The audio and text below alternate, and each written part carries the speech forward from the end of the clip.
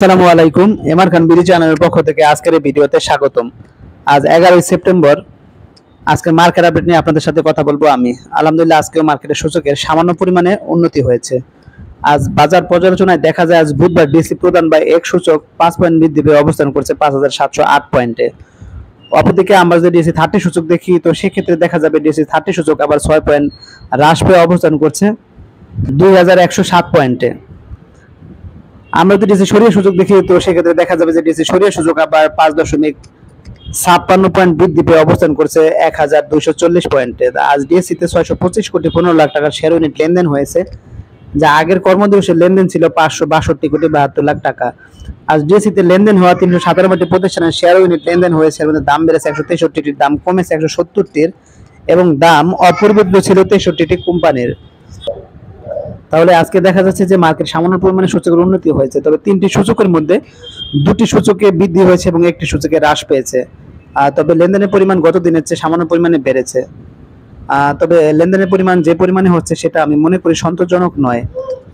তো যাই হোক, এখন যদি আমরা আজকের দিনে মার্কেট ইন্ডেক্স মুভার্স দেখি তো সেক্ষেত্রে দেখা যাবে যে আজকের মার্কেট পুলার্স বা সূচক বৃদ্ধিতে যাদের অবদান রয়েছে তারা কারা? তারা হলো Islami Bank, Khan Brothers, Kohinoor Chemical, Bangladesh Submarine Cables, Orion Infusion, ADN Telecom, Lovello, Prime Bank, EBL এবং স্কয়ার ফার্মা। তো সেক্ষেত্রে দেখা যাচ্ছে যে ইসলামী ব্যাংক একাই 7 পয়েন্টের বেশি সূচকের বৃদ্ধি ঘটিয়েছে, অপরদিকে খান ব্রাদার্স 4 পয়েন্টের মতো, কোহিনুর কেমিক্যাল 3 পয়েন্টের মতো, বাংলাদেশ সাবমেরিন কেবল 2 পয়েন্টের মতো, ওরিয়ন ইনফিউশন, এডিএন টেলিকম 1 পয়েন্টের সামান্য পরিমাণে বেশি এবং বাকি সবাই 1 পয়েন্টেরও কম সূচকের বৃদ্ধি ঘটিয়েছে। তো সেক্ষেত্রে ইসলামী ব্যাংক 42 টাকা থেকে 43 টাকা 60 পয়সা, খান ব্রাদার্স 142 টাকা 60 পয়সা থেকে 156 টাকা 80 পয়সা, কোহিনুর কেমিক্যাল 530 টাকা 60 পয়সা থেকে 570 টাকা 30 পয়সা, বাংলাদেশ সাবমেরিন কেবলস 147 টাকা 70 পয়সা থেকে 159 টাকা 70 পয়সা, ওরিয়ন ইনফিউশন 321 টাকা 30 পয়সা থেকে 349 টাকা 40 পয়সা, এডিএন টেলিকম 83 টাকা 50 পয়সা থেকে 90 টাকা 60 পয়সা, লাভেলো 79 টাকা 70 পয়সা থেকে 83 টাকা 80 পয়সা, প্রাইম ব্যাংক 24 টাকা 30 পয়সা থেকে 24 টাকা 60 পয়সা, ইবিএল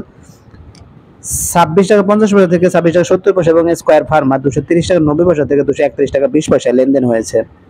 অপরদিকে আমরা যদি আজকে মার্কেট রেগাস বা সূচক রাশি যাদের অবদান ছিল তাদের দেখি, তাদের মধ্যে রয়েছে Olympic, Beacon Pharma, GP, BRAC Bank, GPS Ispat, Al Arafah Islami Bank, United Commercial Bank, MJLBD, Power Grid এবং ব্যাট বিসি। তো সেক্ষেত্রে দেখা যাচ্ছে অলিম্পিক একাই 3 পয়েন্টের বেশি সূচকের পতন ঘটিয়েছে, অপরদিকে বিকন ফার্মা, জিপি 2 পয়েন্টের মতো, BRAC Bank, GPS Ispat, Al Arafah Islami bank 1 পয়েন্টের সামান্য পরিমাণে বেশি এবং বাকি সবাই 1 পয়েন্টের সামান্য পরিমাণে কম সূচকের পতন ঘটিয়েছে।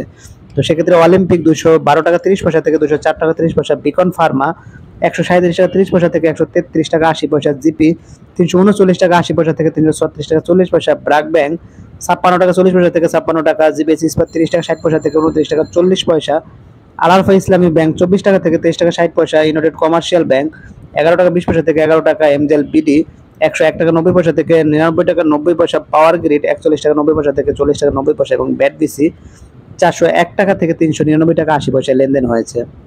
এখন আমরা আজকের দিনে টপ গেইনার্স বা মূল্যবৃদ্ধিতে কারা ছিল তা দেখে, তাহলে দেখা যাবে আজকে মূল্যবৃদ্ধি শীর্ষে চলে এসেছে Shinepukur Ceramic, Northern Insurance, Khan Brothers, Premier Leasing, SK Trim, Orion Fusion, National Tea Company, জুটি স্পিন, এডিএন টেলিকম এবং বাংলাদেশ সাবমেরিন কেবলস। তো যেটা দেখা যাচ্ছে যে আজকে যে লেনদেনের শীর্ষে থাকা যে 10টি কোম্পানি ছিল তারা মূলত সবাই হলটেড হয়েছে বা হলটেডের খুবই কাছাকাছি ছিল। অন্যদিকে আমরা যদি আজকের দিনে টপ লুজার্স বা মূল্যহ্রাসে কারা ছিল তা দেখি, তাহলে দেখা যাবে আজকে মূল্যহ্রাসে শীর্ষে চলে এসেছে prime textile, ICB, AMCL, second mutual fund, national life insurance, first finance, হামি, বিডি ল্যাম্পস, জিল বাংলা, ইবনে সিনা, তমিজউদ্দিন টেক্সটাইল এবং লিবরেন ফিউশন। তো সেক্ষেত্রে দেখা যাচ্ছে যে প্রাইম টেক্সটাইল মূলত 9%-এর বেশি তাদের মূল্যের পতন হয়েছে, অপরদিকে আইসিবি, এএমসিএল, ন্যাশনাল ইন্স্যুরেন্স তাদের মূলত 5% মূল্যের পতন হয়েছে এবং বাকি সবারই 4%-এর কাছাকাছি মূল্যের পতন হয়েছে।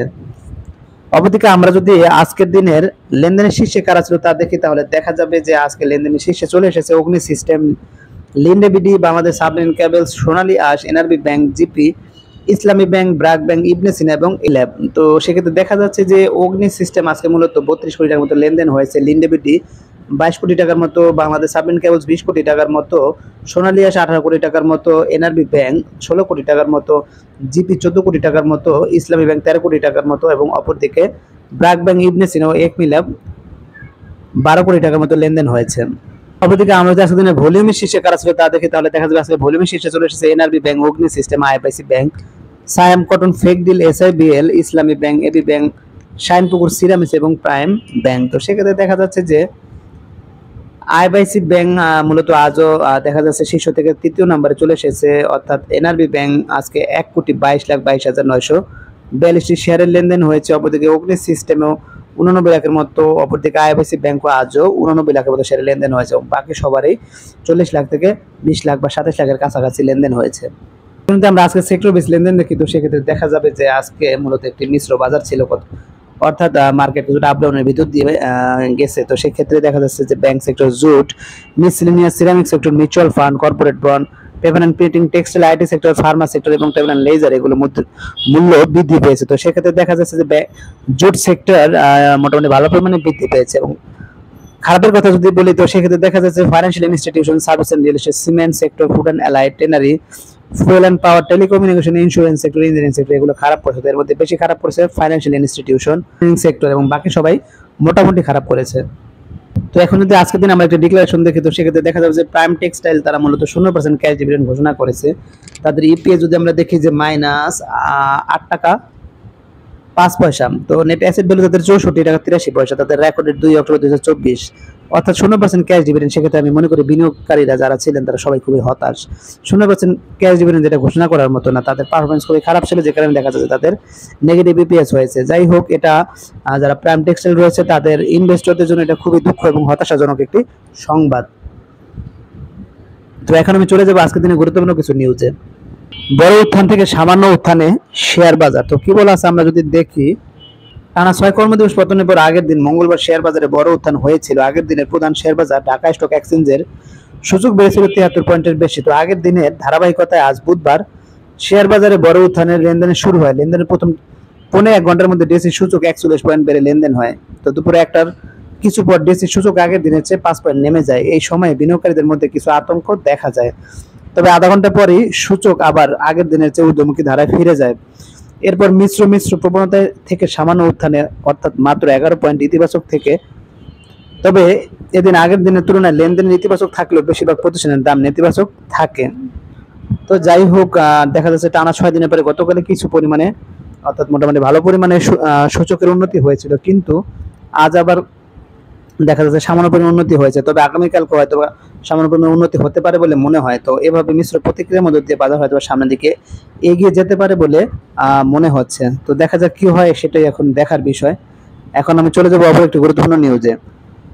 8,25,000 শেয়ার কেনার ঘোষণা। তো কি বলা আছে যে শেয়ার বাজার তালিকাভুক্ত ইসলামী ইন্স্যুরেন্স বাংলাদেশ লিমিটেডের একজন পরিচালক শেয়ার কেনার ঘোষণা দিয়েছে। তো ঢাকা স্টক এক্সচেঞ্জের ডিসি সূত্রে এই তথ্য জানা গেছে, কোম্পানির পরিচালক আয়েশা নিভরাস সাইদ 8,25,000 শেয়ার কেনার ঘোষণা দিয়েছেন।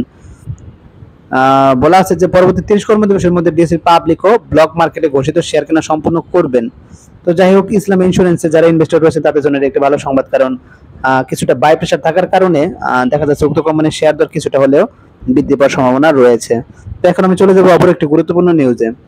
সিএবি অ্যাওয়ার্ড পেল শেয়ার বাজারের সেরা 22 প্রতিষ্ঠান। তো কি বলা আছে যে সেরা বার্ষিক প্রতিবেদন, সমন্বিত প্রতিবেদন এবং ব্যাংক, কর্পোরেট, সুশাসনের 13টি খাতে আইসিবি অ্যাওয়ার্ডের শেয়ার বাজারে তালিকাভুক্ত 22 প্রতিষ্ঠান। তো এবি পুরস্কারে যারা বিজয়ী হয়েছে সেক্ষেত্রে দেখা যাচ্ছে যে প্রাইভেট সেক্টরে মূলত BRAC Bank, United Commercial Bank, Shahjalal Islam Bank, Bank Asia এগুলো পুরস্কৃত হয়েছে। ফাইন্যান্স সেক্টরে দেখা যাচ্ছে যে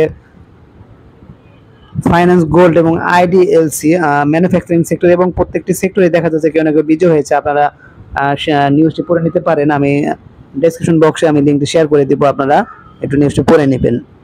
তো এখন আমি অপর একটি নিউজে চলে যাব। শেয়ার থেকে 20,000 কোটি টাকা লুট সালমানের।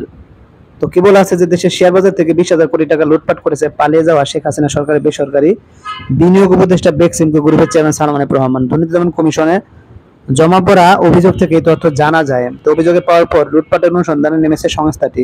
দুদকে জমা পড়া অভিযোগ থেকে জানা গেছে কারসাজির মাধ্যমে শেয়ার বাজার থেকে সালমান রহমান 20,000 কোটি টাকা লুট করে নিয়েছেন। রহমানের বেক্সিমকো সুকুক গ্রিন বন্ড ছেড়ে 3,000 কোটি টাকা হাতিয়েছে। এছাড়াও একটি বন্ড ছেড়ে কোম্পানি আরো 2,625 কোটি টাকা তোলার সিদ্ধান্ত নিয়েছে। তো যাই হোক, যে 20,000 কোটি টাকা লুটপাটের সংবাদটি যদি সত্য হয়ে থাকে, আমি মনে করি সেক্ষেত্রে কতিপয় গ্রহণযোগ্য ব্যবস্থা নেওয়ার মাধ্যমে আমি মনে করি সেগুলো উদ্ধার করা উচিত, যাতে মনে করি দেশের অর্থনীতি বা দেশের ব্যাংকিং সেক্টর বা শেয়ার মার্কেট যাতে কোনোভাবে ক্ষতিগ্রস্ত না হয়। তো এখন আমি চলে যাবো অপর একটি নিউজে। ব্লকে 5 কোম্পানির বড় লেনদেন। কি বলছে, সপ্তাহে 4th কর্মদিবস বুধবার ঢাকা স্টক এক্সচেঞ্জের ব্লক মার্কেটে 33টি প্রতিষ্ঠান লেনদেনে অংশ নিয়েছে। তো এসব প্রতিষ্ঠানের মোট 38,83,42,000 টাকার শেয়ার লেনদেন হয়েছে। তো এর মধ্যে সবচেয়ে বেশি লেনদেন হয়েছে 6টি কোম্পানি। এরা কারা? এরা হলো আলিপ ইন্ডাস্ট্রিজ, এক্সপ্রেস ইন্স্যুরেন্স, অগ্নি সিস্টেম, এসবিএসসি ব্যাংক, প্রগতি লাইফ ইন্স্যুরেন্স লিমিটেড। তো আজ 5 প্রতিষ্ঠানের মোট শেয়ার লেনদেন হয়েছে 24,57,00,000 টাকারও বেশি। তো যাই হোক, ব্লক মার্কেটে লেনদেন ও কোম্পানিগুলো সম্পর্কে আপনি একটু নজরে রাখবেন, প্রয়োজনে ইনভেস্টমেন্টও করতে পারেন। তবে যে কোনো বিনিয়োগ করার পূর্বে অবশ্যই শেয়ার মার্কেটে যে ঝুঁকি রয়েছে সেই ঝুঁকির কথা মাথায় রেখে বিনিয়োগ করতে হবে, কারণ শেয়ার বাজার অত্যন্ত ঝুঁকিপূর্ণ। তো যাই হোক, আজকের মতো ভিডিও বাড়াবো না, আজকের মতো এখানে বিদায় নেব। যারা আমার চ্যানেলে নতুন অবশ্যই চ্যানেলকে সাবস্ক্রাইব করবেন, লাইক করবেন, কমেন্ট করবেন এবং শেয়ার করবেন। সবাই ভালো থাকবেন, সুস্থ থাকবেন। আল্লাহ হাফেজ।